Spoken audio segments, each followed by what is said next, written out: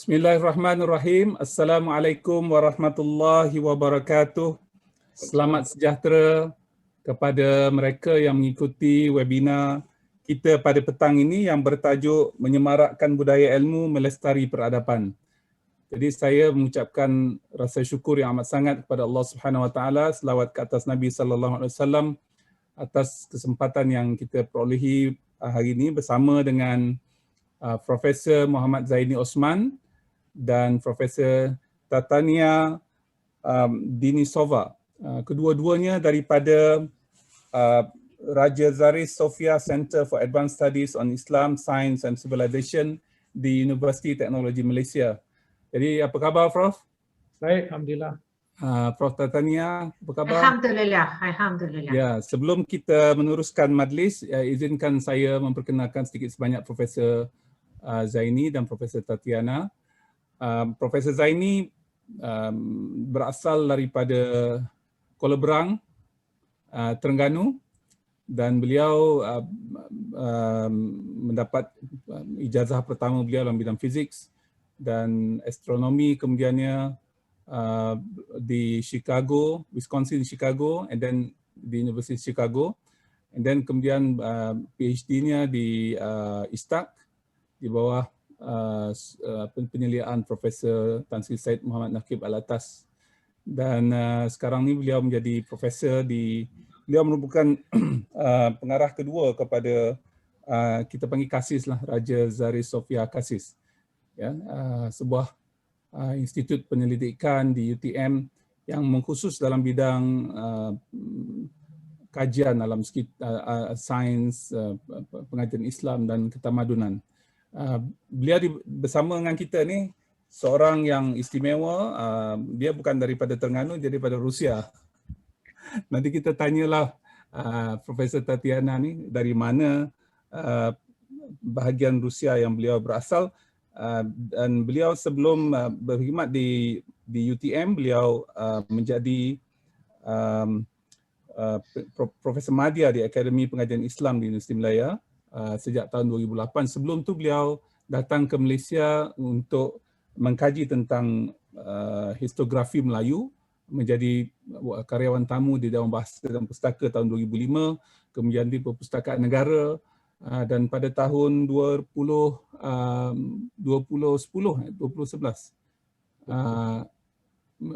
menjadi profesor di UTM bersama dengan Profesor Zaini lah ketika itu, ketika penubuhan KASIS.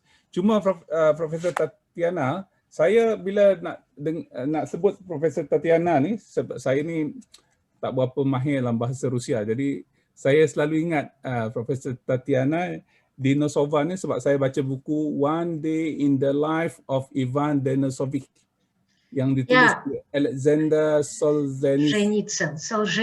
Ya. Sebenarnya buku itu memang sangat menarik supaya memahami alam Rusia. Karena buku itu ditulis oleh seorang sastrawan, dan sastrawan di Rusia bukan hanya sastrawan sahaja, ya. Beliau lebih kepada pemimpin spiritual, pemimpin rohani. So dia mengajar orang macam mana menghadapi kesusahan dunia ini dan kekalkan keadilan dalam hati dan sebagainya. So itu buku yang baik walaupun susah nak baca, ya. Ya, ini seorang penerima anugerah Nobel pada tahun 1970. Ini tak ada kena-mengena dengan Ivan Denisovic. Cuma daripada buku beliau itu contoh umum kepada semua orang Rusia yang biasa saja, rakyat. Bawah rejim komunis ada susah untuk mereka. So Solzhenitsyn cerita macam apa yang berlaku dengan manusia tanpa bila tak ada agama, ya, bila tak ada harap dan sebagainya. Buku itu sedikit sedih sebenarnya. Ya. Saya pun membaca ni untuk tujuan saya melelapkan tidur. Kalau susah nak tidur, saya baca buku. Bagus. Ni Profesor Zaini, buku yang terakhir yang saya baca ialah buku yang Thinking Framework. Ni yang Profesor Zaini dan Dr. Sulaiman Muhammad Husin Boayo dan Dr. Helmi Ramli jadi penyunting buku ni yang Thinking Framework. Apa isi kandungan buku Thinking Framework ni, Profesor Zaini? Boleh kita sembang sikit? Buku ini merupakan satu kajian yang kita laksanakan atas permintaan Kementerian Pendidikan hari itu masa zaman Datuk Idris Yusof berkait dengan pemikiran pelajar-pelajar mahasiswa khususnya dalam suasana sebelum kita COVID ya, sebelum kita terperangkap dalam bilik-bilik kecil kita dan sebagainya, berkait dengan salah satu artikel dalam itu berkait dengan identity crisis di kalangan mahasiswa, ya, apa tujuan hidup dan sebagainya, apa makna kehidupan, pekerjaan, identiti dia kaitkan dengan siapa, dia hubung kaitkan dia dengan siapa, adakah dengan dengan politik, adakah dengan satu gerakan Islam, adakah dengan gerakan-gerakan mana, dan apakah pendidikan yang mereka lalui di universiti itu sesuatu yang akan membentuk identiti mereka. Sebab itu salah satu artikelnya berkait dengan makna kerja, berkait dengan faham dasar kebangsaan, faham pemikiran dan sebagainya. Macam artikel yang saya tulis berkait dengan apa itu yang dikatakan thinking framework kita, iaitu world view kita. Ya, pasal kita dalam melaksanakan sesuatu itu mesti ada ruang lingkup pemikiran kita ataupun kerangka pemikiran kita. Di kerangka pemikiran kita kena lihat masa kita kecil mungkin tidak berapa mantap. Masa sekolah menengah dah ada sedikit. Tapi bila peringkat universiti kita akan lebih jelas kerangka pemikiran kita, dan kadang-kadang ada orang kerangka pemikiran mereka tidak wujud sampai dia dewasa. Ya. Itu yang dan saya itu akan menyebabkan kecelaruan pemikiran yang menyebabkan kita bagi pandangan yang berbentuk ilmiah pun dia tidak akan terima. Apa sebagai contoh dalam keadaan kita mengalami COVID sekarang ini, pandangan ahli saintis, pandangan pemikir-pemikir yang berkait dengan pekerja-pekerja frontliners dan sebagainya diketepikan kerana mendengar cerita-cerita dalam internet dan sebagainya yang tidak ada asas saintifik dan sebagainya ataupun berdasar kepada ilmu. Jadi ada yang jadi anti vaksin dan sebagainya. Jadi ini sesuatu yang penting, Datuk Seri, kerana dia contoh macam kita sebagai membentuk satu negara bangsa. Apakah kerangka pemikiran yang patut kita terapkan kepada mahasiswa supaya dia menjadi penyumbang kepada pembinaan negara bangsa di masa hadapan. Jadi itu yang penting. Dan ini adakah peranan agama, adakah peranan falsafah, adakah peranan budaya, kadang-kadang bangsa ataupun etnisiti kita, dan bagaimana kerencaman Malaysia itu kita mempunyai satu cabaran yang besar. Ya. Itu yang menariknya, Prof. Zaini, sebab saya fikir sekarang ni dengan pelbagai input menyebabkan kita tidak ada pendirian dan sukar untuk kita kenal orang sekarang ni. Kalau dulu kita tahu apa-apa saja cakap orang tu pun kita boleh tahu, walaupun kita tak tahu siapa yang tulis, kita boleh tahu ini kerangka pemikirannya Zaini Ujang, kerangka pemikirannya Profesor Tatiana. Sebab kerangka pemikiran itu memang telah dibentuk berdasarkan kepada pendidikan kita, kepada circle kita ataupun mereka yang kita selalu dampingi, dan apa saja kita lontarkan biasanya kita tak lari daripada kaedah berfikir ataupun kerangka pemikiran itu. Tapi sekarang ni disebabkan oleh, saya fikir tak tahu apa nak dipegang, nak jadi dulu sebagai contohnya nasionalisme Melayu, sebut saja tu okey, ada satu kelompok pemikiran dari segi pemikiran bahasanya, pemikiran berkaitan dengan negara bangsa, pemikiran tentang kedudukan raja-raja dan sebagainya, very clear. Betul. Sekarang ni bila kita kata orang Melayu itu, saya fikir sebahagian besarnya kerangka pemikiran mereka sudah tidak jelas nak disebutkan sebagai kerangka pemikiran Melayu. Macam mana Prof. Tatiana, betul ke? Betul, dan itu sebenarnya apa yang saya sekarang fikir bila Prof. Zaini cakap tentang berbagai prajudis atau kekeliruan yang berkaitan dengan COVID sekarang. Ya, itu macam saya nampak itu macam sama sedikit dengan unsur-unsur mitos dalam karangan sejarah yang dahulu kala, ya. Dulu tersebar cerita tentang hantu, tentang bomo, tentang makhluk-makhluk halus, ya, dewa-dewi, ya.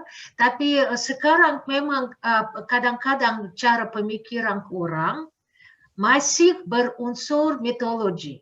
Tapi mitologi itu lebih kepada kepercayaan kepada aliens, atau kepada konspirasi, atau kepada chip dalam vaksin itu, ya, macam tu. So, dan memang itu sebenarnya akibat daripada kemunduran ilmu pengetahuan. Ya, karena pandangan dalam worldview, ya, memang kita ada kerangka karena kita coba belajar, ya, kita coba mencari ilmu, ya, supaya menentukan kita punya pandangan. Kadang-kadang orang jadi keliru. Mereka sudah tak tahu apa itu agama, atau apa itu budaya. Mereka fikir susah nak faham saya orang Melayu atau saya orang Muslim.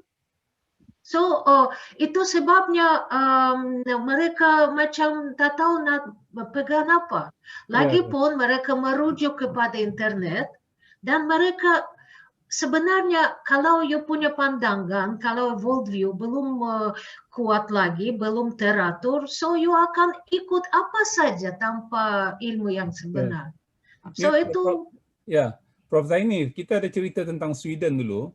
Saya fikir kalaulah di kalangan mereka yang daripada Western civilization ni, dia mungkin kita boleh pecahkan kepada beberapa kelompok lah. Salah satu daripadanya Scandinavians ataupun Nordic yang mempunyai kerangka pemikiran yang berlainan dengan American. Kalau kita tengok Amerika dengan Nordic ni dia sangat jauh berbeza. Nordic ni lebih kepada bersama dalam satu pasukan, dalam satu negara. Mereka, saya biasa dengan mereka ni dan selalu pergilah. Jadi banyak orang membaca tentang mereka, tapi kawan-kawan saya ramai daripada Nordic countries ni. Dan saya pun biasa melawat negara mereka hampir setiap tahun dululah. Dari saya dapati mereka, sesama mereka ni sangat meriah dari segi intellectual discussion tu. Tidak ada satu perkara yang mereka akan bersetuju sebelum dipersetujui. Sebelum, okay, we want to decide on A or B or C. Dia akan bagi 100 pandangan untuk kita.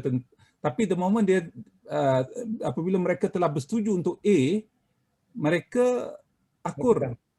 Ya, jadi kerangka pemikiran mereka memberikan pandangan apa saja sehinggalah tercetus satu keputusan dan akur. Contohnya yang paling ketara sekali ialah tentang alam sekitar. Ya, mereka meletakkan alam sekitar sebagai probably the highest in their doctrine. Sebab mereka sekarang ni, saya pun pergi ke gereja mereka melihat bagaimana keadaan gereja. Gereja mereka tak ada salib yang salib mereka tu tak ada yang disebut sebagai Jesus kat situ. Dia hanya salib gitu sahaja. Jadi saya pergilah melihat keadaan dan dia bagi tahu perbezaan mereka dengan Roman Katolik dan sebagainya. Dan gereja mereka lebih kepada pusat komuniti. Ya, dia buat konsert, dia buat apa-apalah, debat ke apa ke di gereja. Sebab di situ hampir percuma lah kalau tidak percuma pun. Tapi yang saya nak sebutkan, apabila kita sebut tentang Nordic thinking or Scandinavian thinking, framework thinking, sama. Mereka bersetuju supaya teks tinggi. Ya. Tetapi mereka ni kedekut tau. The moment dia dah bagi teks tu, dia tak ada nak bagi sedekah-sedekah lagi dah. Dia dah bagi 60% daripada gaji dia. That's it. I have done my part. Ya. Macam kita ni sikit nak lari daripada teks, tapi generous. Bila orang sakit saja, wah nak bagi duit sana, nak bagi sini. Tapi bila teks, tak. Saya tak nak bayar teks. Nak tinggikan tarif air ke ataupun ini untuk membolehkan industri itu lebih sustainable, tak boleh. Tapi apabila ada orang kematian, bagi duit RM100, RM200. Nordic tidak macam tu, dia akan bayar sekali sahaja, itu tax yang tinggi. Ya, so ini yang thinking framework yang sangat ketara lah. Betul sih. Inilah satu benda yang kita cuba lihat dan mungkin kasih dengan kasar boleh melakukan satu kajian supaya melihat balik bagaimana minat dan juga kesungguhan setiap individu dalam negara kita ini, terutamanya orang Islam khususnya, kerana kita lebih daripada 60% agaknya sekarang, kita lebih bertanggungjawab ke atas kelangsungan alam kita ini, ya, tanah Melayu kita ini. Dan dia akan berkait dengan pemikiran sama ada kita menjadi warga yang bertanggungjawab untuk menyumbang kembali kepada masyarakat, menjaga alam sekitar kita, menjaga hak-hak manusiawi kita, ya. Dan manusiawi kita ini bukan untuk orang Islam saja, tapi juga untuk orang-orang yang bukan Islam, yang mana ada hak, ya. Tetapi saya nak sentuh juga apa yang Datuk Sri sebut berkenaan dengan corak pemikiran mereka. Mereka sudah melalui satu proses perubahan pemikiran worldview yang cukup mendesak dalam sejarah pemikiran mereka. Mereka bermula daripada satu kumpulan masyarakat yang tidak percaya pada agama, ya. Kita tahu mereka ini tergolong dalam golongan Vikings dan sebagainya. Kemudian apabila datangnya kerajaan Rom dan sebagainya, bergelut dengan kerajaan Romawi dan sebagainya, ada yang mungkin berpegang kepada kepercayaan dewa-dewi Romawi masa itu. Kemudian datang Christianity, agama Kristian, berpegang pada Kristian. Kemudian datang arus sekularisme. Arus sekularisme ini dikuatkan pula dengan kajian-kajian sains moden. Apa yang berlaku dalam sejarah pemikiran barat umumnya, apa yang dikatakan the age of reason, ya, zaman menggunakan akal, menolak sumber-sumber agama. Jadi mereka menggunakan akal dan disitulah dikatakan the age of enlightenment, mendapat pencerahan baru dan lahirlah apa yang dikatakan secular humanism, ya. Ya, semangat hanya manusia sajalah yang menentukan nasibnya, bukan lagi Tuhan. Sebab itu mereka sanggup menyumbang sebanyak mana demi untuk kelangsungan hidup mereka. Dan apa mereka bersetuju? This is for us. Sebab itu, you okay, we okay, you okay, I'm okay, we okay. That's it. Kita kena agree. Ya? Jadi sebab itu mereka melalui proses supaya agama telah ditinggalkan dan mereka melihat alam ini adalah alam yang kita sebagai manusia ada kuasa untuk membentuknya dan untuk menjaganya. Kerana alam ini menurut pandangan sains mereka yang berdasarkan pada pemikiran Aristotle sebenarnya. Apa dia itu? Sesuatu benda akan menghasilkan benda yang lain. Maksudnya, things come out from things, not created by God. So therefore to create things, untuk menghasilkan sesuatu, kita manusia menjadi kuasa efektif. Ya. Sebab itu mereka sanggup melakukan sesuatu untuk mengenal alam sekitar. Nampak tak? Kan? Mereka lah yang menjadi pencetus pemikiran baru dalam alam sekitar kini. Ya? Kerana mereka beranggapan bumi itu mereka yang jaga. Sebenarnya kita sepatutnya berfikiran macam itu. Kerana kitalah yang ditauliahkan oleh Allah SWT sebagai Khalifatullah fil ardh. Ya? Dan tujuan kita di bumi ini untuk memakmurkan bumi. Jadi kita harus menukar balik pemikiran kita ini supaya kita bertanggungjawab. Kita bertanggungjawab supaya apa-apa yang berlaku kita mendepaninya. Ya, macam contoh dalam keadaan COVID sekarang ini. Patutnya kita mendepani dalam mencerakinkan data supaya kita boleh dapat unjuran, membuat unjuran dan sebagainya. Dan inilah yang dilakukan ulama-ulama kita dulu, Datuk Sri. Ada di kalangan mereka yang menjadi saksi kepada beberapa pandemik yang berlaku pada masa itu. Black Death, Bubonic Plague dan sebagainya. Dan mereka menulis dalam kitab-kitab mereka yang menyebabkan dikatakan di antara sumber-sumber awal untuk orang barat mempelajari teknik-teknik mengenal dan mengawal pandemik ini adalah berdasarkan pada kajian-kajian kitab yang ditulis oleh ulama Islam sendiri. Sebab itu banyak kitab-kitab kita dikaji dan diterjemahkan dalam bahasa Latin dan disimpan di universiti-universiti dululah, kalau di abad ke-14, 15 dan sebagainya, di Oxford, di Cambridge, di Bologna, Itali, dan juga di Paris. Dan kemudian dia bergerak terus ke Rusia. Betul tak Profesor Tatiana? Yang Ya, menyebabkan betul. orang Rusia kenal Islam lebih lama lagi. Ya, ya. Ni Jadi Prof. di sinilah sumber dia, Datuk Sri. Sumber persejarahan tentang pengalaman manusia itu harus kita kaji bersama. Ya, harus kita lihat. Kita jangan tengok macam apa yang kita alami pandemik sekarang ini. Oh, ini Islam dengan bukan Islam. Tidak. Kita kena mesti bersama. Supaya data yang kita kumpulkan itu boleh kita sama-sama menggerakkan peradaban manusia dan kelangsungannya. Ya. Ya, Prof Zaini, saya kebetulan yang kita nak balik ke Nordic tadi sebab saya ini lebih dekat dengan Profesor Tatiana ni. Saya dapati di masyarakat yang sedemikian itu, mereka ni menghadapi perubahan cuaca yang sangat ketara.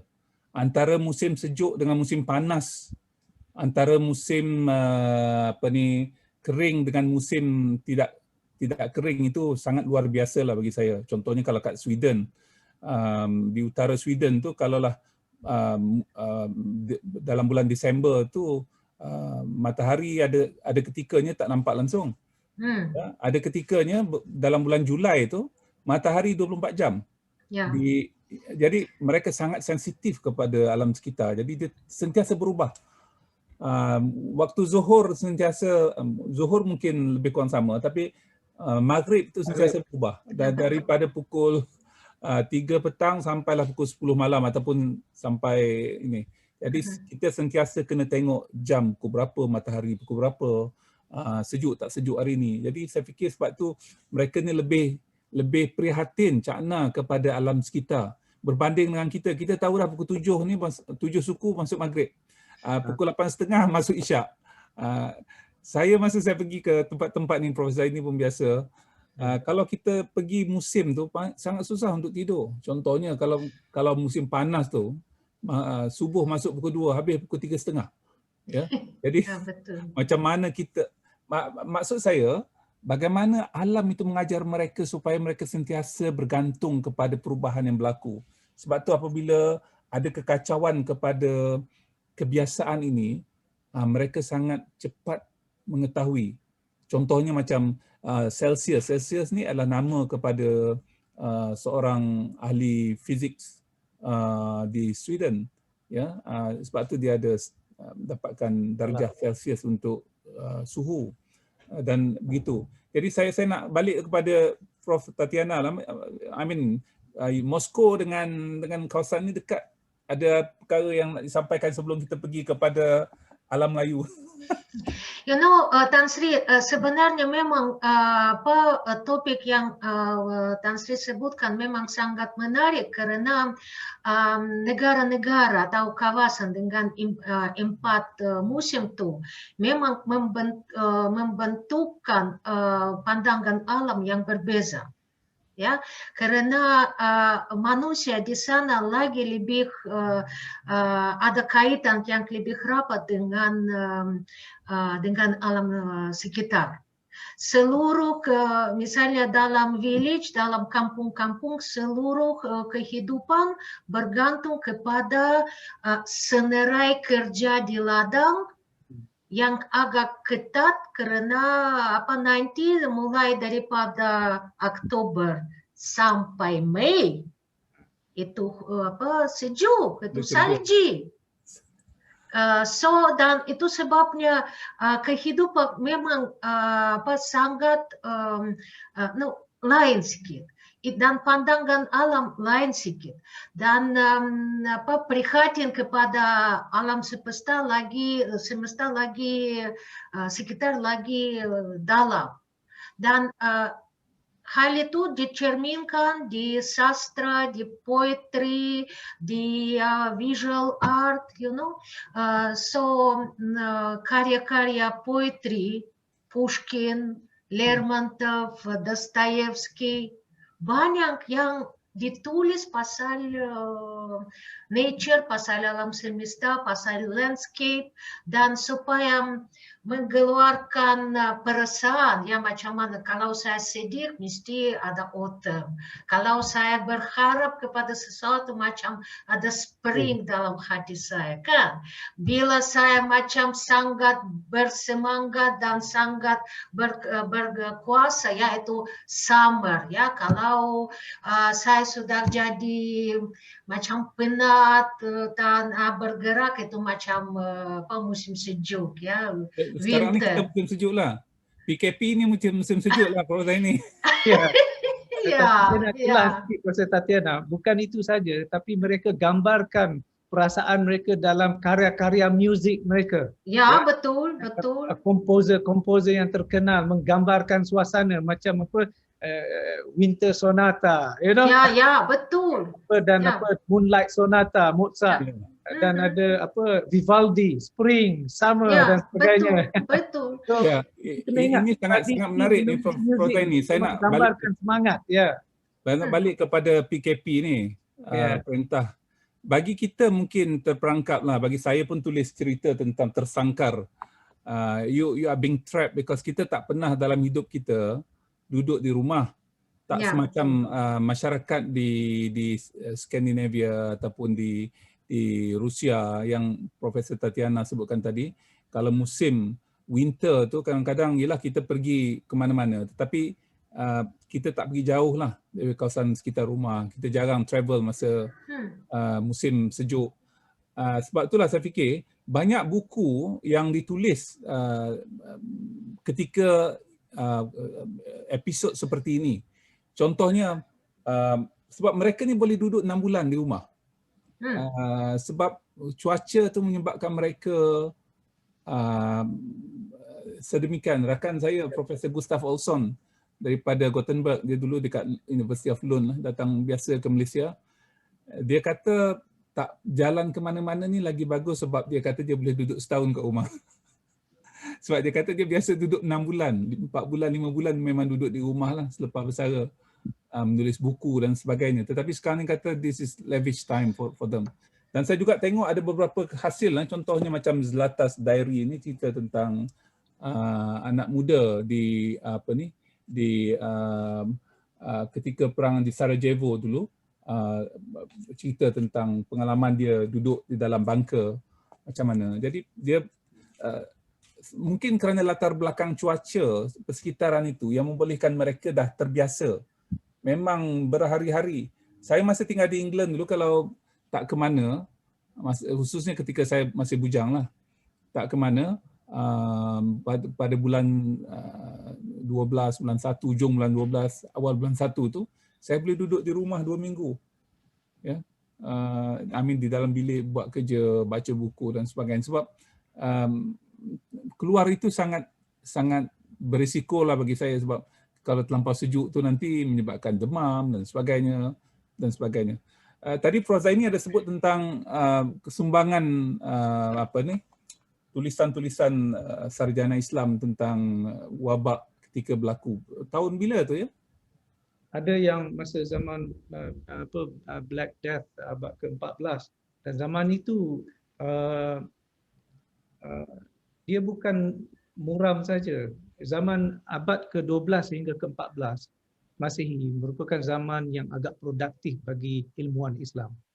Dia melahirkan karya-karya yang bukan saja berkait dengan taun, wabak ataupun tib dan sebagainya. Tapi abad ke-12, 13 dan 14 merupakan abad penghasilan astrolab yang paling produktif dalam zaman Islam. Kerana zaman-zaman itulah Islam berkembang dengan pesatnya, Datuk Seri. Abad ke-14, 13, 20 lebih begitu, Ibn Battuta sampai ke Sumatera. Ya. Bermakna berjalan ni ataupun travel kan, travelog. Orang Islam memang cukup rencam dulu. Ibarat orang barat sekarang ini travel ke mana-mana. Kita orang Islam dulu abad ke-13, 14, walaupun wabak berlaku, mereka masih berjalan kehidupan seperti biasa dan mereka merekodkan benda-benda ni. Sama ada dalam dalam pemikiran mereka atau sebagainya. Ibn Battuta bila dia balik semula dia mula cerita dia di satu masjid, dan apabila dia bercerita secara lisan itu mula menangkap minat orang mendengar dan dapat perhatian pemerintah pada masa itu, dan diminta supaya direkodkan. Jadi benda-benda macam ini yang penting. Saya nak sebutkan lagi juga Datuk Seri tentang apa yang Datuk Seri sebut. Di barat ni mereka membuat pemerhatian tentang alam sekitar. Satu fakta yang mungkin kita terlepas pandang, kerana dalam sejarah orang Islam ni kita sudah lama meninggalkannya dan kita tidak begitu mendalaminya dan tidak raikan. Sebagai contoh, kita kenal dengan nama Nicholas Copernicus. Ya? Nicholas Copernicus dikatakan meninggal pada abad 1543 begitu. Dan dia dikenal sebagai orang yang merubah paksi alam semesta daripada berpaksi kepada bumi kepada berpaksi pada matahari, daripada geosentrik kepada heliosentrik. Ya? Dan dia 100 tahun lebih begitu awal daripada Galileo Galilei. Tetapi yang ramai tidak tahu, dan dia sebut dalam buku dia, bahawa data yang digunakan untuk capai kesimpulan itu, dia menggunakan 3 kumpulan data daripada 3 pemikir Islam. Yang utama adalah Al-Battani. Al-Battani. Bermakna orang Islam sudah melakukan apa yang dikatakan pemerhatian terhadap alam sekitar ini, observational astronomy. Saya itu bidang saya dulu, Datuk Seri. Dilakukan oleh Al-Battani, dan Al-Battani hidup pada zaman Masehinya 800 lebih, 9 Masehi lah. Tetapi Nicholas Copernicus menggunakan data dia, Nicholas Copernicus pada abad ke-16. 700 tahun data yang dikumpulkan oleh Al-Battani itu tepat, betul, dan dapat memindahkan pusat alam daripada geosentrik kepada heliosentrik. Ini bermakna kita dulu mendepani bab-bab mengumpul data. Dan siapa, Datuk Seri, kerja astronomer ni, ahli falak ni, kerja yang cukup boring. Siapa nak tengok bulan bintang tengah malam? Masa saya belajar astronomi di Madison, Wisconsin, kena bangun pukul 12 tengah malam. Nak tengok planet yang timbulnya pukul 3-4 pagi. Sejuk. Dan sebab itu observational apparatus itu di tempat-tempat tinggi kan, teleskop dan sebagainya. Tempat-tempat tinggi dan di musim-musim sejuk, bukan musim panas. Kerana musim panas background light is too much. Yeah. In winter it's dark, then you can see all kinds of lights coming from the sky. Orang Islam telah melakukan itu kerana pada masa itu bergantung mereka kepada bulan, bintang dan sebagainya untuk melaksanakan ibadat. Jadi orang Islam cukup ke depan dulu, Datuk Seri, dalam hal-hal apa yang dikatakan observation ataupun data gathering yang menyebabkan kita ke depan dalam sains. Ini satu benda yang bagi saya cukup memberi semangat, dan saya fikir banyak bahan-bahan baru yang patut kita gali dalam khazanah-khazanah manuskrip kita yang masih kita jumpa. Sebagai contoh, satu institut di England terkenal sebagai namanya Wellcome Institute. Wellcome Institute ni bagi kita di Malaysia ni terkenal dengan satu ubat namanya Drapelit untuk diaper rashes, ya, radang kan kulit. Wellcome Institute membeli satu koleksi Arabic manuscript of medicine kerana mereka nak mendalami bidang-bidang ubat-ubatan yang berdasarkan kepada herbal yang dipelopori oleh pakar-pakar perubatan Islam yang menggalinya setelah mereka mendapatkan ilmu itu daripada karya-karya ahli saintis Greek, Yunani sebelum itu. Jadi perpindahan ilmu ini dia akan tetap berlaku dan dia tak kira musim. Dia tak kira musim. Musim perang, musim pandemik dan sebagainya. Dan kadang-kadang benda ini boleh dilakukan oleh orang-orang tempatan juga. Sebagai contoh, kalau kita dalam pandemik sini, kita boleh bergerak dalam kawasan kita saja. Tapi kalau kita ada dibekalkan dengan ilmu-ilmu nama-nama pokok, Datuk Seri, kita boleh tahu pokok ini boleh dimakan, tidak dan sebagainya. Dan dalam keadaan internet yang terbuka, kita boleh kongsi bersama supaya orang dapat mencari sumber-sumber makanan yang lebih tabi'i, Ya, dan ya, tidak ya. bergantung. Salah satu sebab saya rasa mungkin dulu tidak ada masalah sangat tentang kemurungan dan sebagainya apabila berlaku pandemik sebegini. Kerana masalah asas mereka, makan minum mereka tidak terjejas. Maksudnya, mereka boleh mencari makanan di alam luar sana. Tapi sekarang kita bila duduk di flat, mana nak cari daun pandan? Mana nak cari kucai? Nama nak cari pucuk paku. Tapi kalau kita di kampung, mungkin boleh jumpa lagi pucuk paku. Dan kalau ada air kita sehat, mungkin ada siput-siput sungai yang kita boleh buat gulai, siput sedut dan sebagainya. Tapi mungkin sungai kita dah kotor. Jadi ini benda yang patut kita lakukan balik, Datuk Seri, supaya pengetahuan tentang pengumpulan data alam flora dan fauna di sekeliling kita ni dapat menjadi satu bahan untuk kita mengarah kehidupan kita di masa hadapan. Wallahualam. Ya, mungkin nanti kita akan balik kepada COVID ni. Ni buku Profesor Tatiana ni, bukunya bertajuk Sumber Historiografi di Alam Melayu, koleksi peribadi John Bustin. Ini ada dua perkara ni. Satu ialah alam Melayu. Bila Profesor Tatiana cakap Melayu, bila mula belajar bahasa Melayu? Saya mulai belajar bahasa Melayu bila saya mahasiswa, saya baru bila saya baru masuk universiti, Saint Petersburg University, saya ditawarkan masuk ke Jabatan Kajian Melayu Indonesia dan saya bersetuju dan sampai sekarang agak gembira kerana saya dapat semua yang saya nak kerana alam Melayu sangat terbuka dan beraneka ragam. You minat misalnya budaya Hindu boleh cari, you minat sejarah Cina boleh cari, you minat pengkajian Islam memang boleh cari. So artinya jangan tanya pada tahun berapa. Tapi memang saya mulai belajar bahasa Melayu daripada tahun pertama di universiti. Di Moskow ketika itu ya? Di Saint Petersburg. Di sebelah sini lah. Di Saint Petersburg ada White Night yang tadi Datuk Sri sebutkan bila ada malam. Agak keliru tahu. Ya, tapi cantik ya. Okey, ini yang keduanya tentang perkataan alam Melayu. Banyak orang ni menggunakan pelbagai istilah selain pada alam Melayu. Ada yang mengatakan di Asia Tenggara, Nusantara, alam Melayu. Jadi apa rasionalnya perkataan alam Melayu ni? Memang itu soalan yang sangat penting supaya memahami. Pertama sekali Asia Tenggara itu cuma tentang ilmu bumi dan politik. Ya, administratif dan politik. Kalau Nusantara itu lebih kepada zaman penjajahan. Perkataan itu muncul dalam penulisan para penulis penjajah, ya, bila mereka lebih fokus kepada Jawa, kepada tradisi Hindu, kepada konsep Greater India.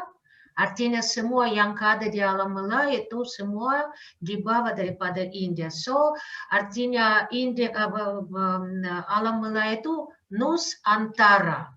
So itu lebih fokus kepada benda yang tak ada kaitan dengan Melayu. Kalau kita bincang tentang alam Melayu, memang saya belajar definisi itu daripada Provalatas. Dan kenapa saya menggunakan definisi itu? Karena itu bukan hanya racial, itu bukan hanya ilmu bumi, itu lebih kepada rohani, itu kepada ketamadunan, itu lebih kepada sejarah dan sebagainya. So sebenarnya dalam perkataan alam Melayu kita ada semua yang ada kaitan dengan sejarah. Karena sejarah sebenarnya itu sejarah manusia yang sudah bertamadun. Bukan Cro-Magnon atau pra sejarah itu atau orang perakmen yang digali dalam perada itu bukan Melayu punya kan. Ya. Yes. Kenapa Melayu ditonjolkan? Sebab tak semua orang yang di rantau ini orang Melayu.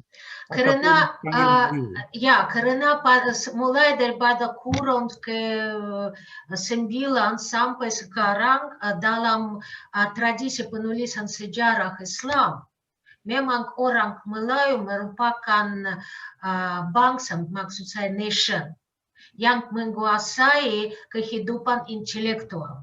Ya, salah satu bukti kerana adalah misalnya penyebaran bahasa Melayu dan bahasa Melayu dalam bentuk Jawi. Bentuk Jawi artinya Islam. Ya, so dan saya memang fokus kepada sumber historiografi Melayu, so memang saya fokus kepada alam Melayu dan orang Melayu itu sebenarnya mereka yang membina banyak kerajaan-kerajaan, mereka yang menjadi the main intellectual power pada waktu sudah mulai daripada zaman ke-10, ke-11, waktu saya zaman Pasai, lepas tu zaman Malaka, lepas tu zaman Aceh Darussalam, lepas tu sudah zaman Johor, termasuklah Pahang, Perak dan sebuah negeri-negeri yang lain, termasuk of course Terengganu dan Kelantan. Ya. Itu menarik ni Prof Zaini. Mungkin ada sikit tentang nak tambah ni sebab perkataan alam ini. Kalau kita tengok ayat suci Quranul Karim tu, perkataan alam ini sangat dominan lah. Contohnya dalam surah Al-Fatihah, Bismillahirrahmanirrahim, Alhamdulillahi Rabbil Alamin. Perkataan alam itu adalah perkataan yang kedua ataupun dalam ayat yang kedua. Jadi saya fikir konsep alam ini juga harus kita lihat balik. Dan bukan hanya alam ini dilihat secara sepintas lalu. Apabila saya mengkaji tentang perkataan alam ini dalam konteks bahasa Melayu moden ini, kita menggunakan perkataan alam sekitar, alam sekeliling, alam semesta, alam raya. Jadi tidak ada satu yang gugus ataupun konsep yang jelas dari segi, mungkin ada kosmologi itu, tetapi dari segi peristilahan tu saya fikir masih ada lagi perkara yang boleh dikaji lah. Mungkin Casis ataupun rakan-rakan kita di tempat-tempat lain boleh bincang tentang konsep alam ini. Allah. Dato' Sri, dalam kitab Melayu lama, kalau diterjemahkan Alhamdulillah Rabbil Alamin itu, dia terjemahkan pasal perkataan digunakan di situ Rob. Dan sebab itu kalau dia Rob, dia generik. Jadi perkataan dalam bahasa Melayu diterjemah sebagai Tuhan. Al-Alamin kerana dia dalam bahasa Arab merujuk pada perkataan berganda, jamak.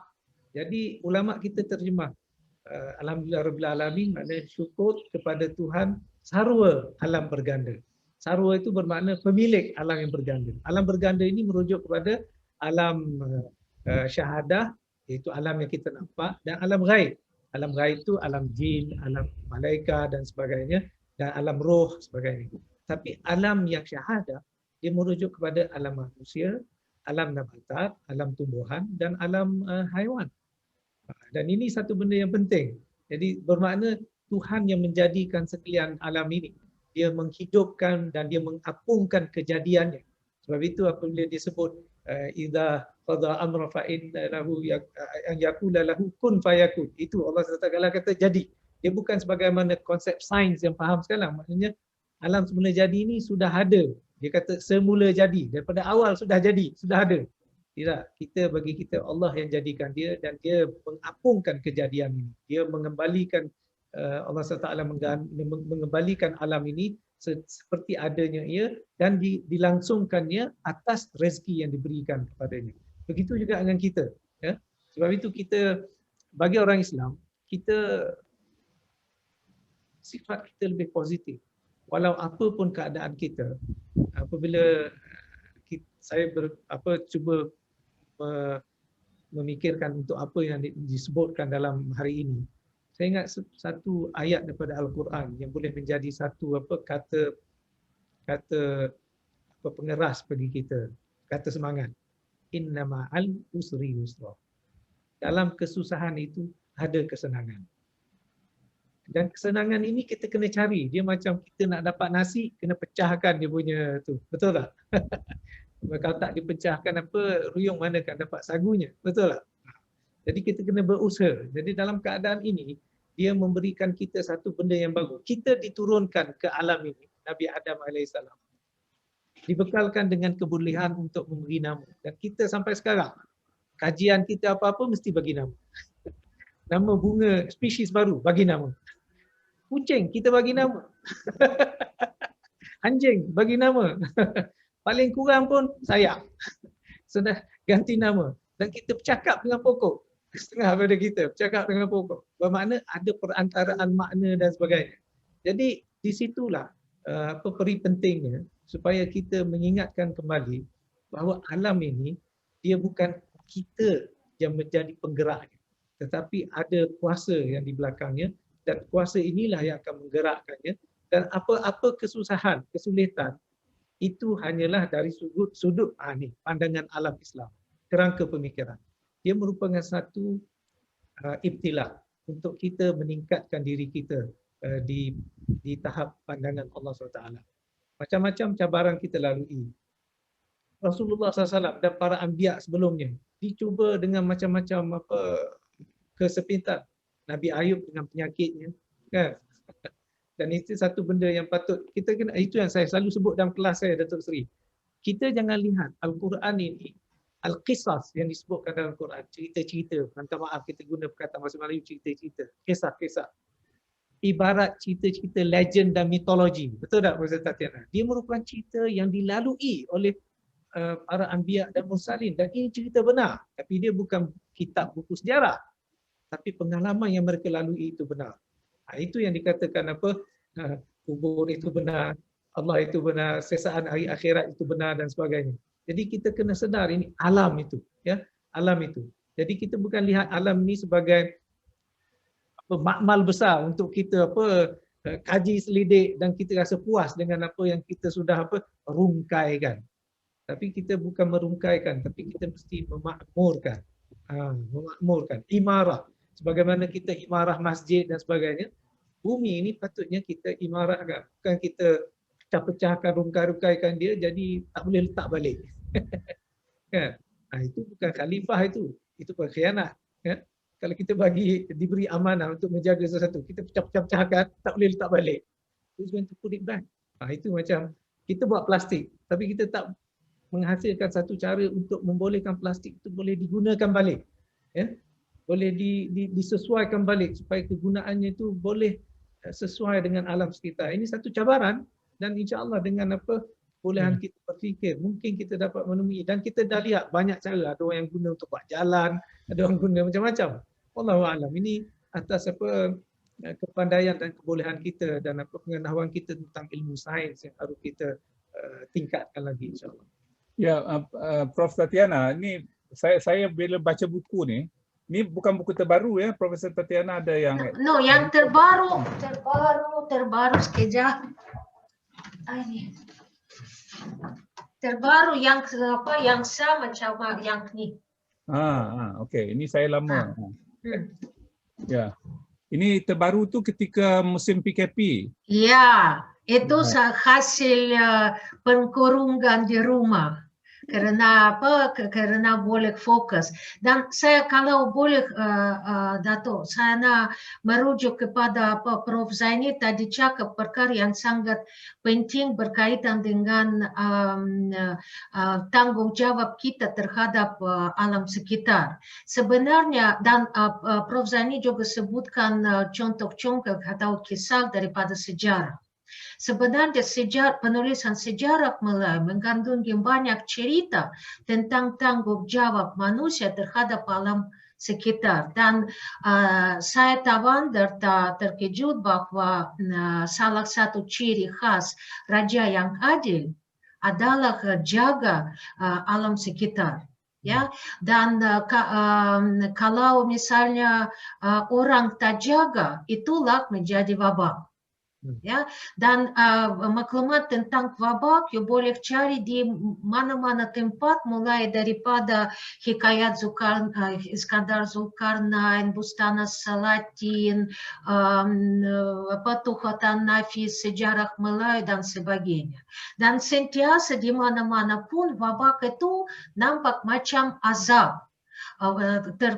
Terjadi pada zaman kerugian atau pada zaman masalah sosial ya di negara tertentu, sehingga kadang-kadang alam sekitar itu ikan atau haiwan yang menjadi alat azab kepada kerajaan tersebut. Misalnya ada satu cerita yang terkenal bila seorang raja di kawasan Tomasik yang membunuh satu alim tanpa alasan. Ya, ikan todak terkeluar daripada sungai dan bunuh semua bangsawan dan raja sendiri. Karena ikan todak itu di sini memang itu simbol. Kita boleh melihat macam mana alam sekitar itu mempengaruhi cara kehidupan kita, dan kalau kita tak jaga dia betul-betul, kita pun akan dapat masalah. Dan dari segi itu memang sejarah salah satu lab yang besar supaya menunjukkan kita apa yang boleh berlaku kalaulah kita tak akan ikut kewajiban kita sebagai wakil Allah Subhanahu wa Ta'ala yang perlu jaga alam sekitar itu. Ya, Prof Zaini, saya fikir banyak kitab ataupun buku-buku Melayu yang contohnya saya ada buku ni lah. Dia berkaitan dengan perubatan. Kitab-kitab tentang ataupun buku-buku yang berkaitan dengan apakah ramuan untuk mengubati. Jadi saya fikir sebab saya baru dapat buku ni, saya bacalah buku ni kan, spesies yang disebutkan ni sangat susah untuk saya faham lah sekarang ni, sebab mungkin buku ni ditulis 300-400 tahun dahulu. Mungkin mereka menyebut satu istilah yang kita biasa guna sekarang ni tak sama. Ya, tetapi yang pentingnya buku tentang alam sekitar dalam tradisi karya-karya tulisan sarjana Melayu yang ada yang kita masih dapat lagi, dia lebih kepada pergi ke hutan ataupun kalau sakit, ini ubatnya. Dan ini di mana nak jumpa dan sebagainya lah. Saya dapati banyak yang macam tu lah. I'm not sure. Ada karya-karya oleh ulama sebagai contoh adalah satu kajian masters yang dibuat di Kasis berkait dengan salah seorang ahli perubatan kita. Dia bukan sebab tu je, sampai peringkat bagaimana nak menghilangkan bau mulut, bagaimana nak mengubat sakit gigi dan sebagainya. Bermakna ilmu mereka bukan saja secara umum macam tu, tapi ada elemen yang dikatakan tajribah ataupun experimentation. Cuma masalahnya Datuk Seri, tidak ramai di kalangan kita mendalami bidang ini dan mengemaskinikan istilah-istilah yang digunakan supaya bidang ini jadi satu bidang yang baru. Benda ini dikaji di barat sebagaimana yang saya sebut tadi, Wellcome Institute. Ya, betul. Di Universiti di Leiden sebagai contoh, masa kita di ISTAT dulu, ada seorang profesor nama dia Paul Letting. Dalam buku yang kita terbitkan untuk sebagai flagship untuk Tan Sri Syed Naqib Al-Atas, Knowledge, Thought, Language and Civilization of Islam. Dia menulis tentang karya bagaimana ilmu meteorologi ditulis dalam kitab yang berkait dengan adabiat, literature. Dan Paul Letting, dia ada 2 degree. Satu physics, satu Arabic studies. Barulah dia boleh buat kajian macam itu. Sekarang ini kita ramai pakar yang mahu mendalami kitab-kitab lama. Tetapi kebolehan mereka untuk menterjemahkan ke dalam bahasa saintifik, mereka tidak berkemampuan. Sebagai contoh pengalaman saya, Datuk Sri tanya Profesor Tatiana tadi bagaimana dia belajar bahasa Jawi dan sebagainya. Saya anak lahir Kuala Berang. keluar daripada merupakan lulusan SPM di antara kohort yang pertama. Bahasa Inggerisnya tak berapa baik. Bila pergi dihantar oleh kerajaan ke University Wisconsin-Madison, ya, saya dapat belajar di situ bahasa Inggeris lebih baik dan saya juga dapat belajar bahasa Arab 4 tahun yang menyebabkan penguasaan saya bahasa Arab saya agak baiklah. Dan profesor yang mengajar saya namanya Profesor Dustin Cowell. Saya diberi uji kebolehan berbahasa Arab saya oleh 20 profesor yang mengajar bahasa Arab di Amerika Utara yang menggunakan sistem silibus yang sama. Bermakna mereka nak mencerakinkan bagaimana program mereka mengajar ini berhasil atau tidak. 20 profesor bahasa Arab itu interview saya, temu ramah saya dalam bahasa Arab. Dan akhirnya saya dinilaikan sebagai advanced intermediate. Kerana ada satu soalan yang saya tidak mahu jawab atas sebab bagi saya agama. Jadi Profesor Dustin Cowell lepas tu dia datang jumpa saya kata, Zaini, had you answer that question, you will be considered advanced native speaker. Kata tak payah Profesor Dustin, you know what I can do. Tapi dipendekkan cerita Datuk Seri. Bila saya ke University Chicago, saya kerana bidang pengajian Islam di University Chicago di bawah Jabatan Near Eastern Languages and Civilization, kita kena ada selain pada bahasa Arab, satu lagi bahasa yang mewakili kawasan yang kita kaji. Saya memilih bahasa Parsi. Selain pada itu, kita diwajibkan mempunyai selain pada bahasa Inggeris, 2 bahasa Eropah. Saya memilih bahasa Perancis dan juga bahasa Jerman. Tetapi kerana saya memilih bidang yang berkait dengan falsafah, Fazlur Rahman, profesor saya pada masa itu, dia kata, Zaini, you must know philosophy. I kata, no, I only studied physics. Oh, but physics is natural philosophy. Newton. No, kata no. Saya terpaksa belajar filosofi. Pergi ke kelas filosofi, dia baca kitab, buku daripada Greek translate into English. Loeb Classics yang saya ada sekarang ini. Saya kena belajar bahasa Greek. Kemudian saya kena belajar bahasa Latin.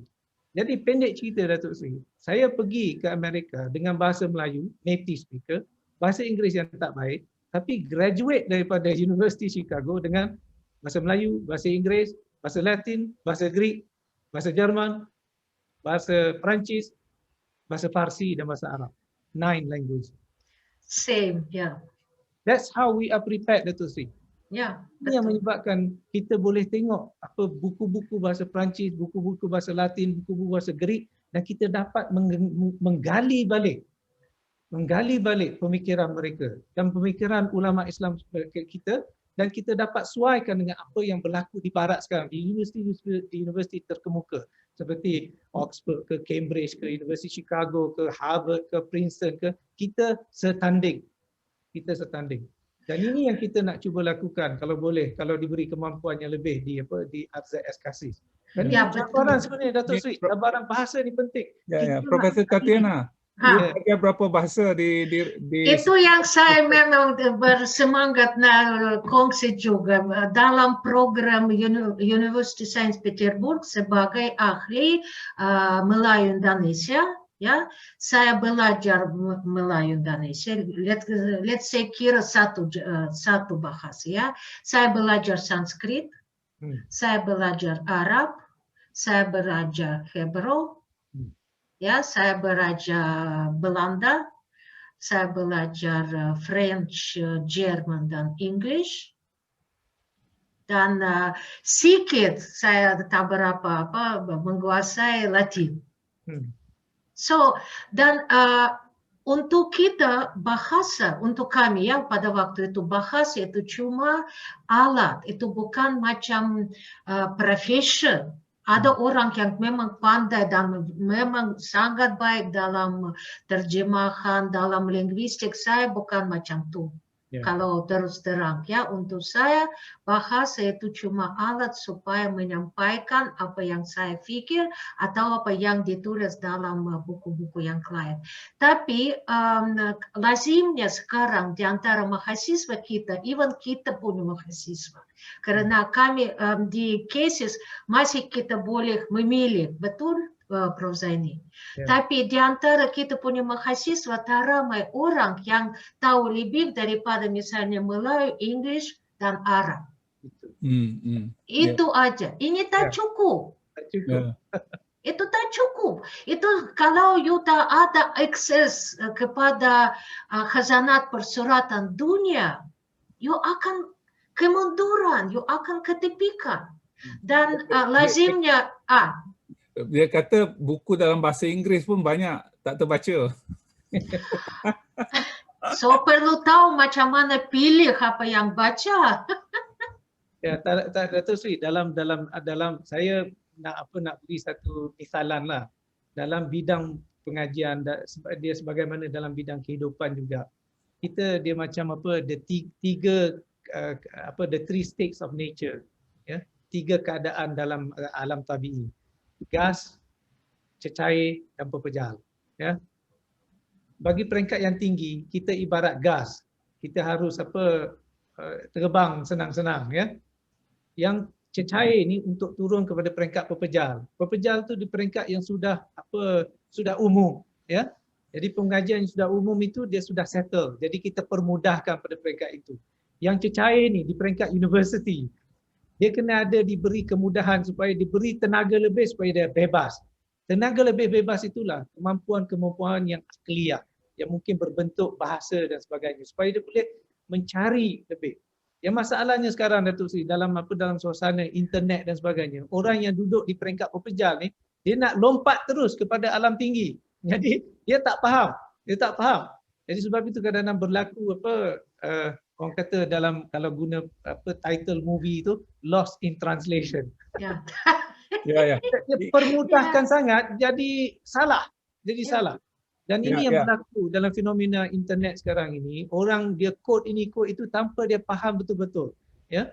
Jadi kita para ilmuwan dan mahasiswa di peringkat universiti, mereka harus bersedia untuk mendepani dan untuk dibebaskan daripada kepejalan pemikiran mereka, kejumudan pemikiran mereka. Mereka mesti diberi semangat-semangat baru dan alat-alat baru. Dan bagi kita, bahasa adalah ilmu alat sahaja. Untuk memudahkan kita menggali pemikiran lama-lama itu, Datuk Sri. Ya, ini ada banyak soalan ni. Saya mulakan dengan Cik Muhammad Farid Jaafar. Dia kata mungkin dokumentasi yang kurang banyak dihasilkan dalam di sinilah, dalam alam Melayu sekarang ni, menyebabkan kita kurang memahami hubungan kita dengan alam. So, apa pandangan? Ya, saya nak sebut satu, Datuk Sri. Dulu tahun 1982-83 begitu, tak silap saya, Perkim ada mengeluarkan satu video yang cukup bagus. Nama dia The Book of Signs, SIGNS. Tak pernah ditayangkan di Malaysia. Saya dapat video master itu di Amerika.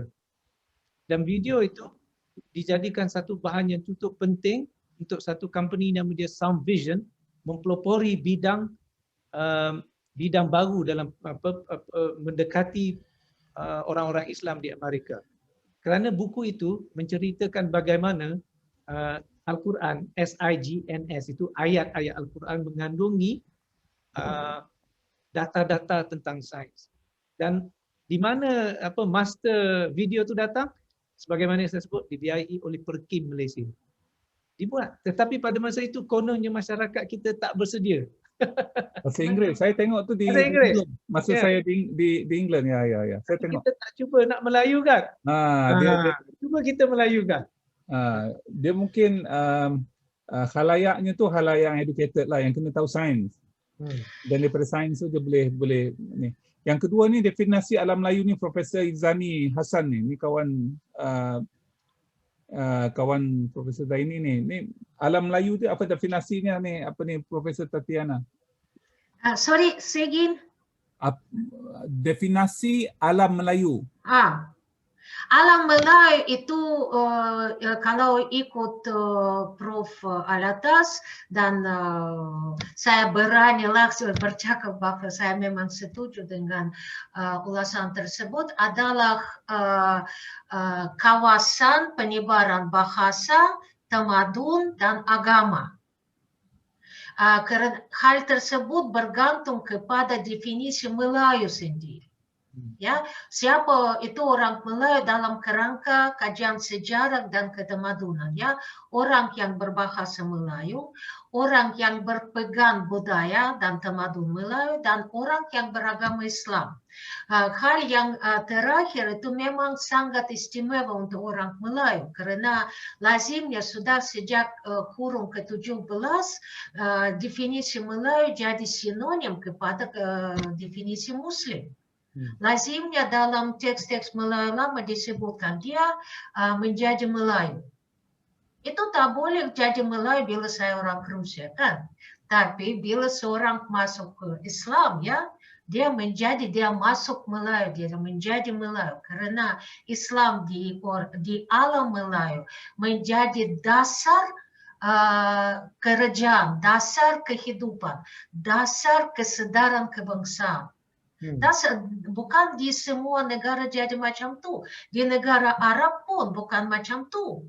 So itu sebabnya bila kadang-kadang orang kita terlampau ikut cara kehidupan atau cara pakaian Arab, mungkin perlu fikir, ya. Mungkin lebih baik balik kepada Melayu karena dari segi keislaman, ya, Melayu lagi ada kaitan yang erat dengan Islam. Misalnya dengan di negara Rusia misalnya, ya, masuk ke Rusia, jadi orang Rusia, jadi artinya jadi orang beragama Kristen Ortodoks. Lebih kurang sama. Kenapa? Karena Kristiani di sana menjadi asas pembinaan kerajaan dan kesedaran kebangsaan. Ya, ini ada satu soalan daripada Dr. Adalila ni. Sari ni daripada Medan, Indonesia ni, pelajar saya dulu, PhD dengan saya ni. Apakah cultural approach in dealing with this pandemic? Mungkin Prof Zaini boleh ada nasihat yang baik. Ya, kerana berkait dengan apa yang ditujukan pada Profesor Tatiana tadi, berkenaan dengan alam Melayu. Tentu kita ada budaya kita sendiri, betul tak? Jadi saya nak sebut Datuk Seri, dalam sejarah tamadun manusia, ya, ahli-ahli sejarah membuat analisa tentang apa yang dikatakan unsur-unsur yang mencerakinkan ataupun mencirikan sesebuah tamadun. Macam tadi Datuk Seri sebut, kalau Nordik tu cuaca dia mungkin menyebabkan masyarakat macam tu. Ini adalah apa yang disebut oleh anak Arnold Toynbee dan juga Will Durant dalam buku yang besar The Story of Civilization dan sebagainya. Dan benda ini ada saya kupas dengan lebih lanjut dalam buku akan diterbitkan tidak lama lagi, insya-Allah dengan Museum Pahang, buku yang bertajuk Pemikiran dan Tamadun. Buku ini juga hasil masa COVID. Apa yang nak saya sebutkan di sini adalah ada 4 unsur penting dari segi analisa secara kerangka Islam yang dikemukakan oleh Prof. Syed Naqib Al-Atas dan Sri Syed Naqib Al-Atas yang membangsakan sesuatu masyarakat, ya, ataupun mengidentifikasikan suatu masyarakat. Pertama sekali adalah race, ya, ras ataupun ethnicity. Contoh, tanah besar China, dibuang orang Cina daripada tanah besar Cina, takkan dikenal sebagai tanah besar Cina, betul tak? The mainland China takkan dikenal. India begitu juga, buang semua orang India, tak ada. Dan India will not be India. Sebagai contoh, satu pulau kecil lah dipanggil macam French Guyana because they all speak French. Ini nanti kan saya pergi. Yang kedua, sejarah. Sejarah Datuk Seri. Datuk Seri sebut tentang Scandinavia. Scandinavia tu dia Norway, Sweden dan apa lagi satu lagi? Finland. Norway, Sweden, Sweden, Denmark. Denmark. Ya, kalau Nordic sejarah mereka menyatukan mereka, pengalaman sejarah mereka menyatukan mereka. Mereka mungkin berbahasa lain, tetapi sejarah menyatukan mereka. Yang ketiga, Profesor Syed Naqib Al-Atas kata agama. Agama ni cukup penting. Macam kita orang Islam, tak kira duduk di mana, Melayu ke Arab ke India ke Pakistan ke China ke, we all Muslim brothers. Agama. Tapi yang paling lemah sekali yang menyatukan sesatu kaum adalah bahasa. bahasa. Orang Cina banyak dia punya dialek, tapi kita kenal dia sebagai bahasa Cina. One generic bahasa. They don't even speak Mandarin, all of them. Tidak semua yang bercakap Mandarin. Ada yang Hakka, Hokkien, Teochew dan sebagainya. Betul tak? Kita begitu juga. Walaupun kita ada dialek-dialek kita, tapi rumpun kita ni dikatakan rumpun berbahasa Melayu. Maka bahasa melambangkan bangsa. Bahasa jiwa bangsa. Itu dia. Jadi dengan sebab itu, dalam kita bahas bangsa kita berkait dengan identiti yang Profesor Tatiana sebut tadi, berkait dengan agama Islam. Kerana kita diidentifikasikan dengan Islam. Sebab itu disalah identifikasi pula, masuk Islam, masuk Melayu. Ya. Sebenarnya masuk Islam, masuk Islam. Tetapi Melayu itu diidentifikasikan dengan Islam. Jadi dia jadi, kamu masuk Islam bermakna kamu jadi orang Melayu. Tak betul. Orang Melayu remain orang Melayu. Ya? Kalau dia sudah daripada darah daging dia, tetapi secara definasi kalau di Malaysia, itu dia jadi orang Melayu. Tapi itu tidak menafikan kebangsaan dia yang asal, etnik dia yang asal. Jadi daripada situ, cultural approach dia bergantung pada kita, orang yang bertanya. Kalau saya contoh, saya datang daripada campuran Cina dengan Melayu. Kerana ada sahabat-sahabat saya yang berasal daripada campuran kahwin Cina-Melayu. Dalam hal pandemik ini, dia akan campur Cina dengan Melayu punya approach. Tak ada masalah. Tapi kalau dia yang berdarah Arab, contoh dia Said, dia akan lebih kepada cara untuk mengendalikan sesuatu musibah dengan cara Arabnya. Ya? Dan kita apabila kita sudah beragama Islam, kita akan berkongsi kepada budaya yang menjadi payung kepada budaya kita. Jadi ini satu benda yang agak Adakah sarjana itu satu ethnicity? Sarjana itu satu kelompok, satu clan. Sebab sarjana ni pelik. Ya, saya fikir macam inilah. Banyak orang kata kita bercakap bahasa yang orang tak faham. Ya, baca buku pun orang tak faham. Ni ada yang bertanya. Ni saya ringkaskanlah ada 2 soalan. Dan kadang-kadang dia kata tulisan-tulisan sarjana ni susah nak difahami. Saya membaca tapi saya bagi tahu mana saya tak faham. Novel ni saya baca 2-3 kali cuba baca. Tapi saya susah nak faham. Tapi tadi Profesor Tatiana pun sebut susah nak faham. Jadi antara kesusahan memahami idea dan bahan-bahan bacaan itu bukan satu, bagi saya lah, bukan satu petunjuk bahawa kita masih belum sampai ke tahap kesarjanaan yang tinggi. Khususnya dalam bidang-bidang tertentu. Tapi kalau bidang yang berkaitan dengan kemahiran saya fikir saya boleh membaca dengan cukup baik. Cuba bila saya keluar daripada bidang pengkhususan saya ada masalah sikit untuk faham hal yang berkaitan dengan bahasa ke tentang hukum yang hakam teknikal, dari segi technicalities ni lah. Cuma yang ini saya fikir ini pandangan saya lah. Saya fikir kelompok sarjana ni dia macam satu clan tau. Dia macam bukan clan, Datuk Sri. Untuk saya, sarjana, orang yang berilmu memang merupakan satu kelompok yang istimewa, tapi bukan clan, bukan yang tertutup punya. Ya, supaya masuk menjadi sarjana, apa yang perlu belajar, perlu baca buku lebih daripada pergi dancing, kan? Betul kita. So sebenarnya setiap satu orang kalau berminat nak cari ilmu, dan saya nak ingatkan cari ilmu kewajiban utama di Islam, kan? So bila you cari ilmu, you most welcome, you boleh sampai ke tahap kesarjanaan. Dan bila you sudah sampai ke tahap kesarjanaan, kita semua ada keahlian masing-masing. Dan itu sebabnya kadang-kadang orang yang kurang tahu sepatutnya beri nasihat kepada kita macam mana buat kajian. Tapi kita juga tak perlu kuncikan diri dalam macam kelompok yang tertutup. Kita perlu bagi balik kepada masyarakat apa yang kita tahu. Itu juga kita punya kewajiban.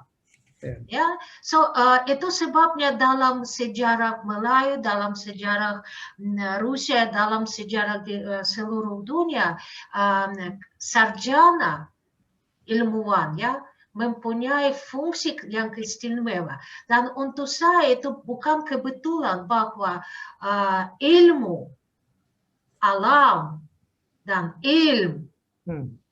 ilmuwan ada huruf-huruf yang sama. Ya, saya tak nak pergi jauh kepada root berdua huruf. Saya tak nak pergi jauh, tapi memang bukan biasa aja, you know. Ya. Prof Zaini, saya terbaca ada yang menghantarkan kepada saya. Dia kata boleh kita kupas sikit tentang ayat ni. Wa ma kana al-mu'minuna liyanfiru kafah falaula nafara min kulli firqatin minhum ta'ifatun liyatafakkahu fid din. Ni apa ni? Waliyanzuru qaumahum idza raja'u ilaihim la'allahum yahdharun.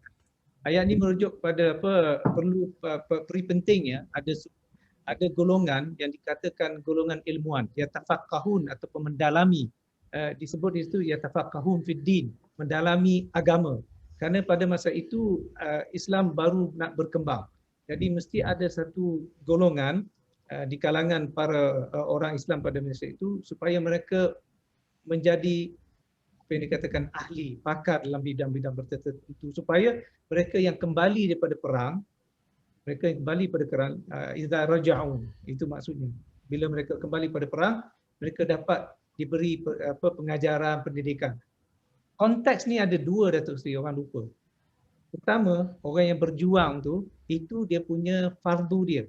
Tapi fardu aini dia balik, dia kena belajar balik agama.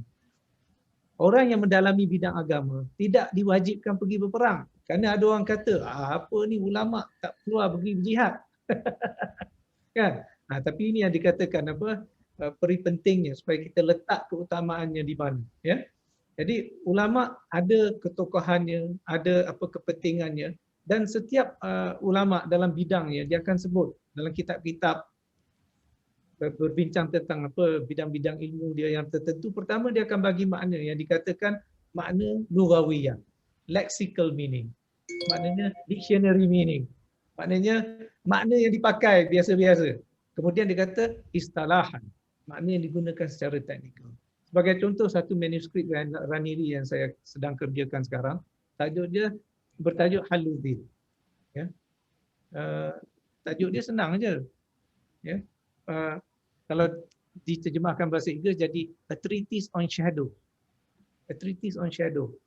Apa ulama ke abad 17 Raniri, dia seorang Syekhul Islam yang memberi nasihat pada raja pada masa itu, sultan sultan lah pada masa itu, Sultan Iskandar Thani ke apa, menulis tentang bayang-bayang.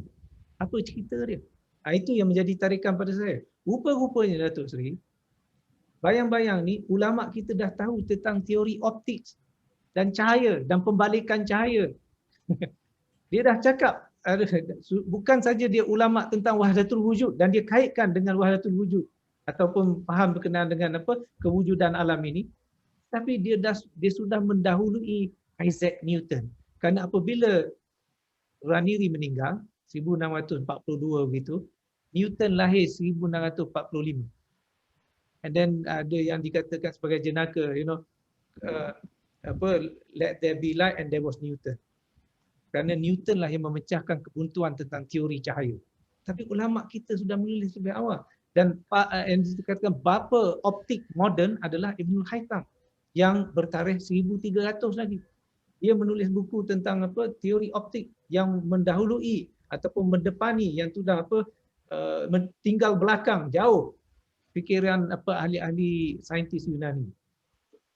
Jadi untuk kita, itu yang saya sebut tadi, Datuk Seri, yang misalan tu, ada yang di peringkat gas, ada yang peringkat cecair, ada yang peringkat pejal. Jadi kita kalau di peringkat pejal ni, jangan kata yang peringkat cair tu, gas tu kamu tinggi sangat. Ya betul, because dia dah ada tenaga tinggi, sebab tu dia fly off, kan? Tetapi tugas mereka yang duduk di cair itu, di peringkat cair, itu yang untuk memudahkan supaya dapat Ya, Dan ya. ada peringkat-peringkatnya. Ada peringkat-peringkatnya. Dan insya-Allah kalau ada ini bermakna satu petanda yang baik, Datuk Seri, bermakna ada ada rasa ingin tahu makna sebenar, ya. Ya, ya. Saya Ya. fikir itu sebabnya bila saya membaca tentang karangan-karangan sarjana daripada pelbagai peradaban, Ya. saya fikir sarjana ni dia berlainan, dia tak sama dengan masyarakat umum. Ya. Kadang-kadang bahasa ni berbeza. Dia kata ada orang bertanya, kami ni orang biasa tak faham. Jadi tugas mereka ialah belajar. Ya. Ya, dan tugas orang sarjana itu ialah sekurang-kurangnya mengajar ataupun memahamkan.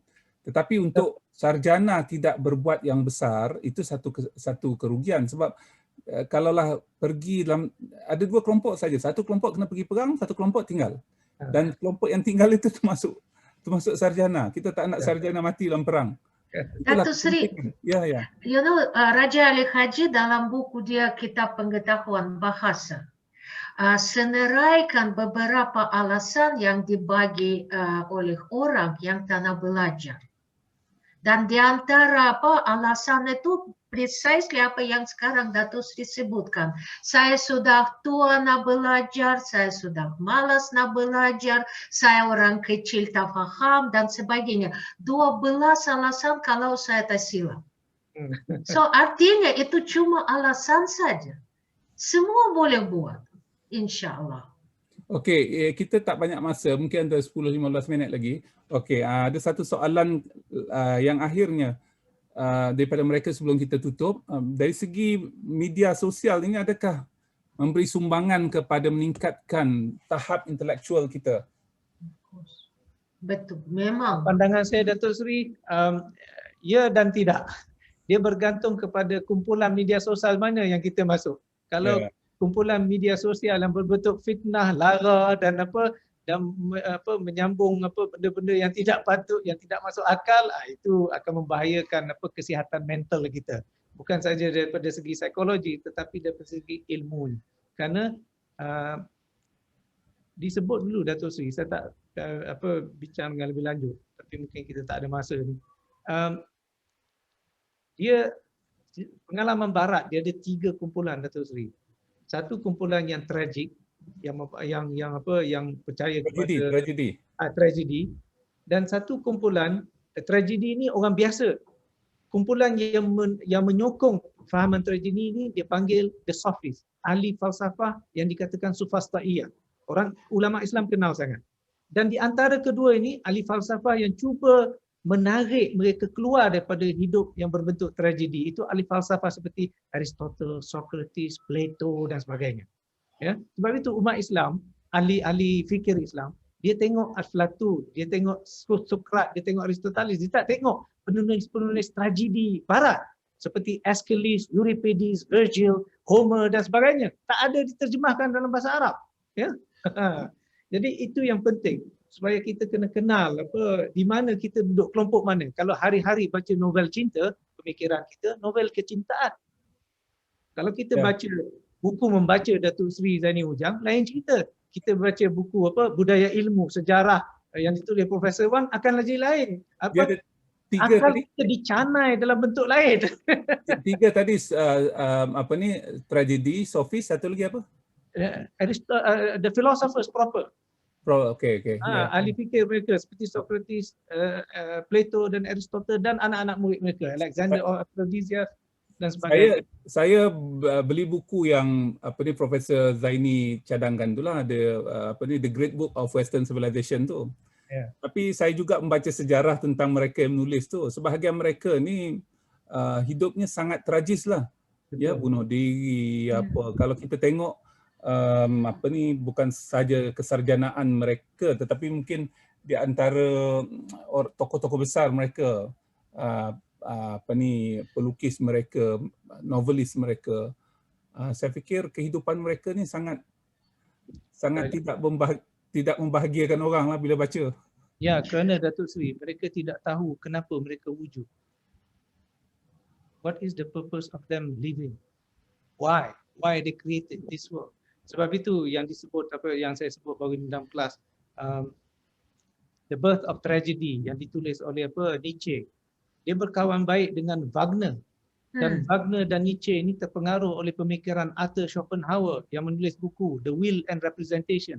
Bermakna pada mereka, dunia ini merupakan satu representasi yang mereka harus menggunakan daya yang dikatakan will untuk menerima bahawa this is life. You see? And I have to take it with courage. Sebab itu dia tulis buku juga, bukan dia, another pemikir mereka, The Courage to Be. Being is a problem for them. Betul. Nampak tak? Sebab itu mereka tragik dan akhirnya untuk mempunyai satu kuasa ke atas kewujudan mereka, bunuh diri. That is the ultimate power of my existence. I can kill myself. Tapi it has no meaning. Why do you kill yourself? And they cannot answer that.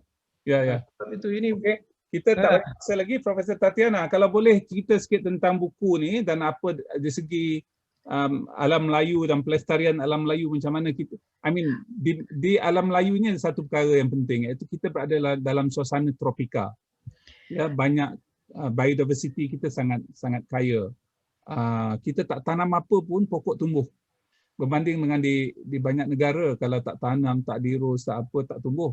Bunga kita pun, sebab tu orang Malaysia ni dia tak suka tanam bunga sebab tak tumbuh. Tanam bunga. Ya, di sini salah satu cultural shock untuk saya bila baru saya masuk alam Malaysia ya, orang ramai suka artificial bunga. Kelapa plastik buat saya terkejut betul. Di sini alam sekitar begitu cantik. Apa yang kita tanam dalam pot-pot di Moskow, simpan keraton ke apa ke small ya. Di sini tepi jalan.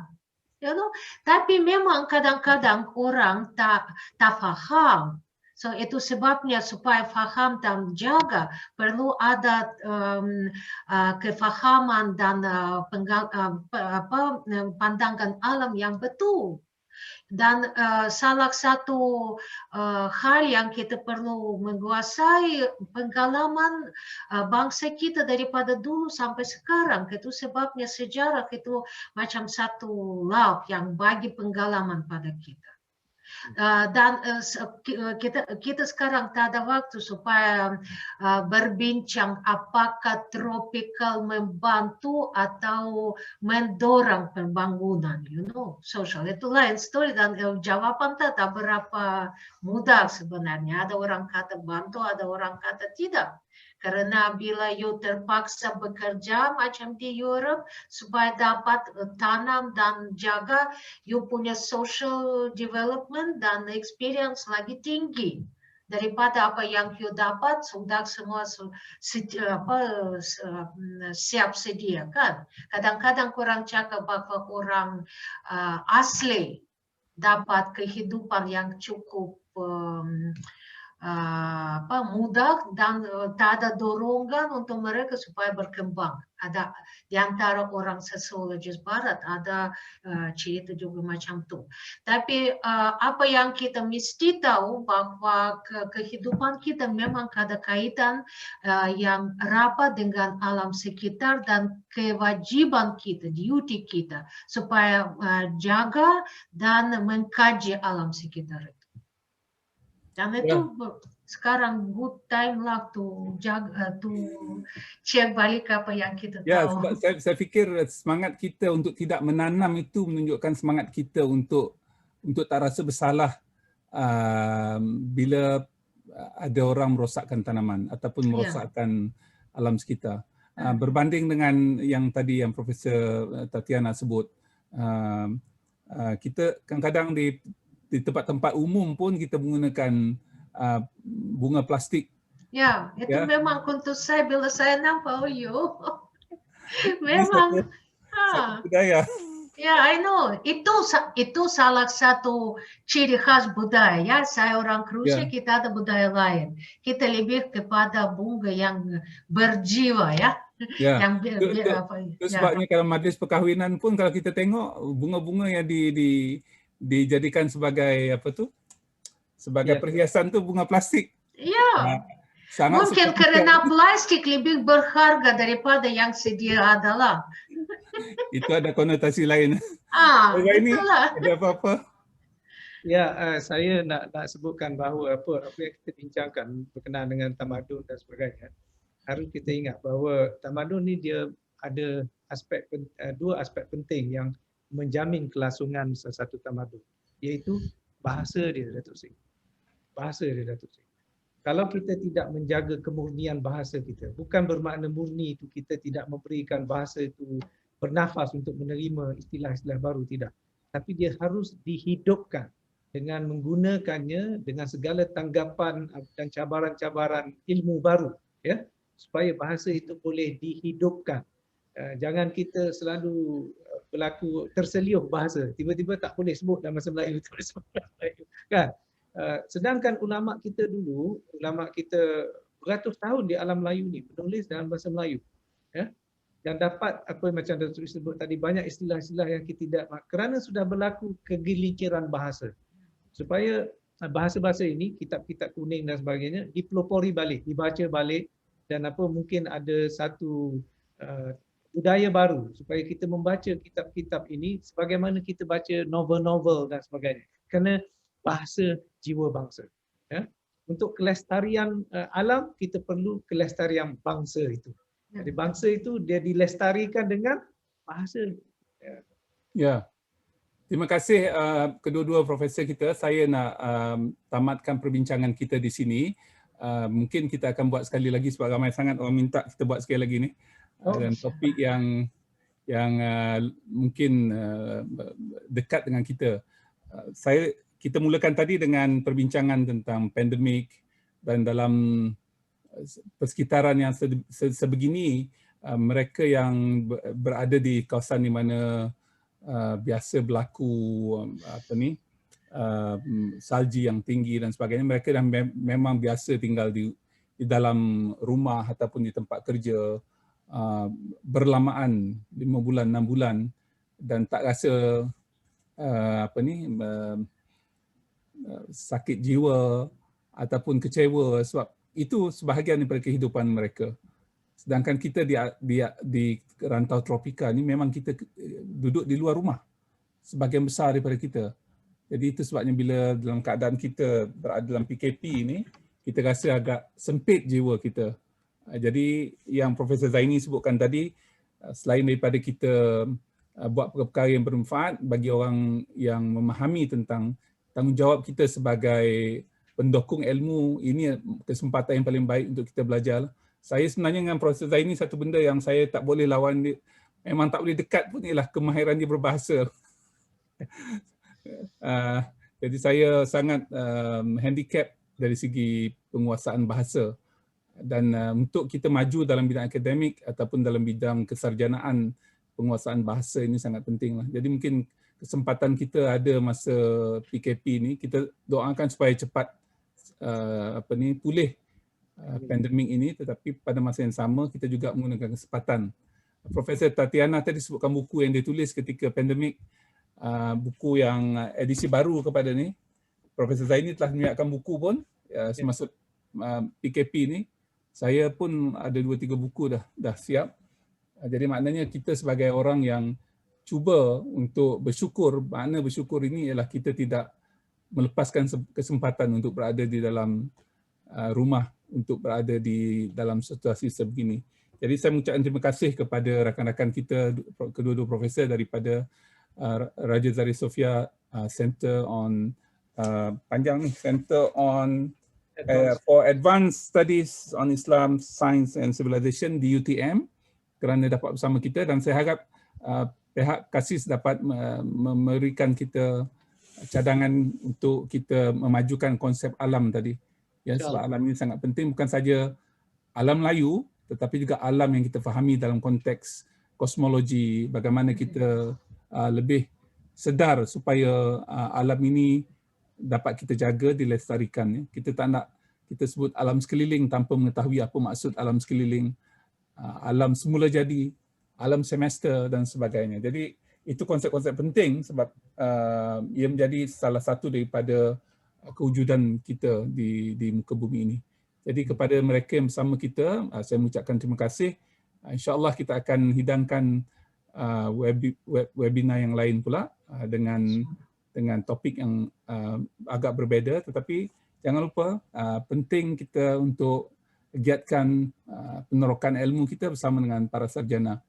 Wallahu a'lam bishawab. Sekian, Assalamualaikum warahmatullahi wabarakatuh. Terima kasih semua. Assalamualaikum. Warahmatullahi wabarakatuh. Assalamualaikum.